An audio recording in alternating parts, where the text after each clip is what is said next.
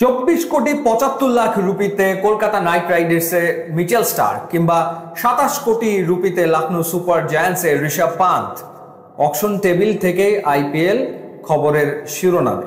Franchise টুর্নামেন্টগুলোর অন্যতম আকর্ষণীয় দিকই হচ্ছে এই অকশন সিস্টেম, এবং যখন পার্টিকুলারলি একটা প্লেয়ারকে নিয়ে কয়েকটা দলের ভেতরে টানাটানি চলতে থাকে তখন কিন্তু সেটা একটা বাড়তি ভ্যালু যোগ করে এবং টুর্নামেন্টের জনপ্রিয়তা বাড়িয়ে দেয়। কিন্তু বিপিএল এ এই অকশন সিস্টেম লম্বা সময় ধরে ছিল না, ছিল প্লেয়ার্স ড্রাফট। অবশেষে বর্তমান বিপিএল গভর্নিং কাউন্সিল তারা সিদ্ধান্ত নিয়েছে নো মোর প্লেয়ার্স ড্রাফট, তারা ফিরিয়ে আনছে অকশন। এখন কথা হলো যে কিভাবে এই অকশন হবে এবং টিমগুলো আসলে কত টাকা খরচ করে ক্রিকেটার দলে ভেড়াতে পারবে সেই আলোচনাটা করতে চাই। লোকাল ক্রিকেটারদের জন্য ক্যাটাগরি থাকছে 6টা, বিদেশি ক্রিকেটারদের জন্য ক্যাটাগরি থাকছে 5টা। লোকাল ক্রিকেটারদের ভেতরে এ ক্যাটাগরির বেস প্রাইস থাকছে 50 লাখ টাকা এবং প্রত্যেক ডাকে ডাকে 5 লাখ করে বাড়তে থাকবে। অর্থাৎ কেউ যদি কাউকে নিতে চায় তাহলে 50 থেকে 55 লাখ হবে, এরপরেও যদি কেউ আগ্রহ দেখায় 60 লাখ হয়ে যাবে।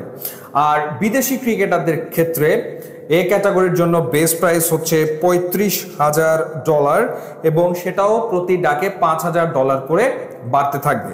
এবার যদি আপনাদের ক্যাটাগরি ওয়াইজ ভিত্তিমূল্য বলি, লোকাল ক্রিকেটারদের ক্ষেত্রে A category 50 lakh, B category 35, C category 22 lakh, D category 18 lakh, E category 14 lakh, F category হচ্ছে 11 লাখ টাকা। আর বিদেশি ক্রিকেটারদের ক্ষেত্রে A category 35,000, B category 25,000, C category 20,000, D category 15,000, E category হচ্ছে 10,000। লোকাল ক্রিকেটার কেনার ক্ষেত্রে এক একটা ফ্র্যাঞ্চাইজি খরচ করতে পারবে 4.5 কোটি টাকা। 4.5 কোটি টাকা দিয়ে তাদের লোকাল ক্রিকেটার কিনতে হবে এবং ন্যূনতম 13 জন লোকাল ক্রিকেটারকে অকশন থেকে দলে নিতে হবে। তারা ডিরেক্ট সাইন করাতে পারবে দুজনকে, এরই ভেতরে 5টা ফ্র্যাঞ্চাইজি তারা কিন্তু সেই আলোচনা করে ফেলেছে, তারা দুজনকে ডিরেক্ট সাইন করিয়েছে। সেই হিসেবটা এই 4.5 কোটির বাইরে হবে, ওই হিসেবটা ধরা যাবে না, ওটা আলাদা হিসাব, ওটা বাদ।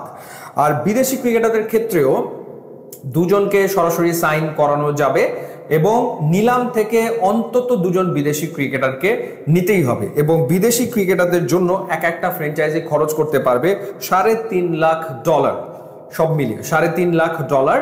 এবং যদি আমরা লোকাল ক্রিকেটারদের জন্য 4.5 কোটি টাকা এবং বিদেশিদের জন্য $3.5 লাখ, তাহলে ওভারঅল আসলে পারচেস পাওয়ার প্রত্যেকটা টিমের কাছে থাকছে 10 কোটি টাকার মতো। এর ভেতরে তাদেরকে দল সাজাতে হবে এবং 16 জন লোকাল ক্রিকেটার থাকতে পারবে, সর্বোচ্চ নিতে পারবে।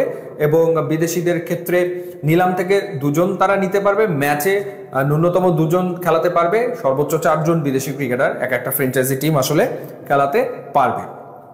এবার আসা যাক হচ্ছে যে কিভাবে করে তারা পেমেন্ট দেবে। চুক্তি স্বাক্ষরের সময় 25% টাকা দিয়ে দিতে হবে। দলের যে শেষ লিগ ম্যাচ সেই সময় 50% টাকা পরিশোধ করতে হবে এবং টুর্নামেন্ট শেষে 30 দিনের মধ্যে বাকি 25% টাকা দিতে হবে। এই ব্যাপারে কোনো ছাড় নয়। এক একটা স্কোয়াডের সাইজ হবে 22 সদস্যের, খেলোয়াড়, কোচ, কর্মকর্তা মিলিয়ে। এছাড়া ম্যানেজার, কোচ, বিশ্লেষক সহ দলীয় কর্মকর্তা নিবন্ধন করতে পারবে সর্বাধিক 12 জন, কিন্তু স্কোয়াডের যে সাইজ সেটা হচ্ছে 22 সদস্যের হতে যাচ্ছে। এখন আপনাদের মনে প্রশ্ন জাগতে পারে যে অনেক টিম এরই ভেতরে তো 2-এর অধিক বিদেশি ক্রিকেটারের সাথে তারা আলোচনা করছে, সেটা কিভাবে করে হবে? নিবন্ধন করাতে পারবে দলগুলো, চাইলে বিদেশি ক্রিকেটারদের তারা নিবন্ধন করাতে পারবে, কারণ অনেক বিদেশি ক্রিকেটার আছে তারা আসবে 2 ম্যাচের জন্য, 3 ম্যাচের জন্য, 4 ম্যাচের জন্য। তো সেটা আসলে কোনো একটা পার্টিকুলার ফ্র্যাঞ্চাইজি ওই ক্রিকেটারের সাথে এই ধরনের একটা চুক্তি করে নিতে পারবে, তাতে কোনো অসুবিধা আসলে নাই। আর যারা সিজনের জন্য অ্যাভেলেবেল হবে তাদের তো নিলাম হবে এবং নিলাম থেকে ক্রিকেটারদেরকে ফ্র্যাঞ্চাইজিগুলো বেছে নেবে। সো এই হচ্ছে ওভারঅল। আর প্লেয়ার্স ড্রাফট হওয়ার কথা ছিল হচ্ছে 17ই নভেম্বর, কিন্তু যেহেতু চেঞ্জ হয়ে যাচ্ছে, অকশন হবে, এখন এই প্রস্তাবনা সবগুলো ফ্র্যাঞ্চাইজির কাছে বিসিবির পক্ষ থেকে বা বিপিএল গভর্নিং কাউন্সিলের পক্ষ থেকে পাঠানো হয়েছে। 21 তারিখ পর্যন্ত সময় দেওয়া হয়েছে।